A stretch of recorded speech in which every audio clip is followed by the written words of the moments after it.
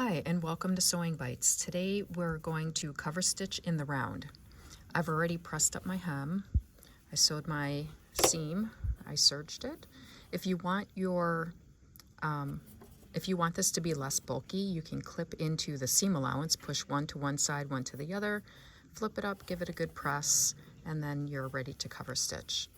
You want to start your cover stitch about an inch away from an inner seam. So inner leg, inner arm, whatever is going to make the overlap less noticeable.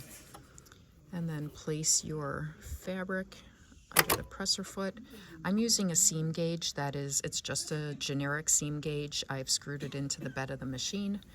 And these three lines correspond to where your needle positions are. So you can set up your fabric, flip this up, and you're going to see where the cover stitch is going to sew. Get everything set and then start to sew.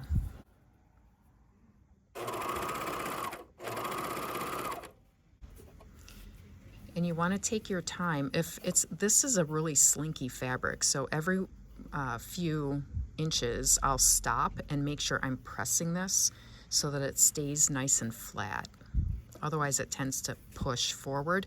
You can also loosen your presser foot pressure a little bit if you think it's going to help. So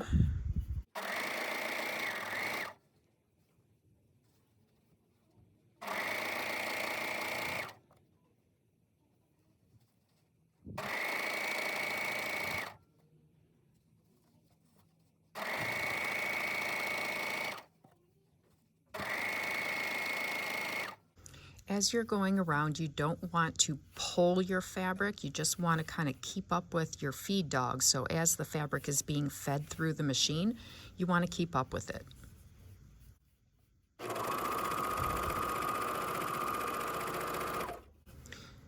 So now I've come to where my beginning was. So all I'm going to do is pull these threads toward me and separate them. And I'm going to run over the previous stitching by about ½ inch. About right there. Then we're going to end our stitching the same way we've ended every other stitching. We're going to lift our lift our needles all the way. Lift our presser foot.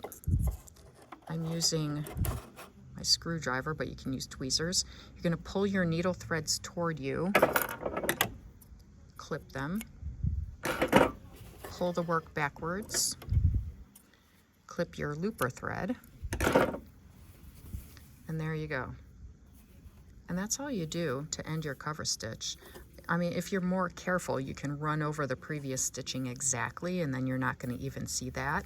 And if you look at this side, you can, if you want, and I usually do because I'm nervous, but I'll take these threads, and these here are your ending threads. There's 3 of them, 2 needles, 1 looper, and you can tie them in a knot and then just clip them short. But this is not going to come undone. And that's how you do it. That's it. Super easy.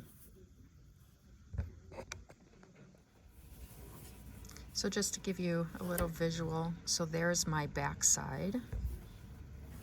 There's the front. And if you wanted this to be a little closer, you can run over, like if you had fabric sticking out from the hem side, you can just come back with a pair of scissors and trim it close to your stitching.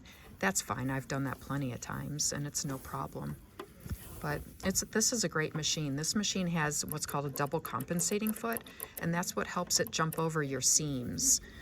I tend to clip my seam the way I showed you at the beginning of the video, just because I like to have a flatter seam right here. It's a little too bulky if it's all folding over the same way or in the same direction. And then all you do is clip these short, and that's it. But it turned out great, and this is a great machine. I love this Juki, the MCS 1500 and the MCS 1700 QVP. They're both fantastic machines. They perform really well. All right, if you have any questions, put it in the comments. Thank you for watching Sewing Bites, and I'll see you again.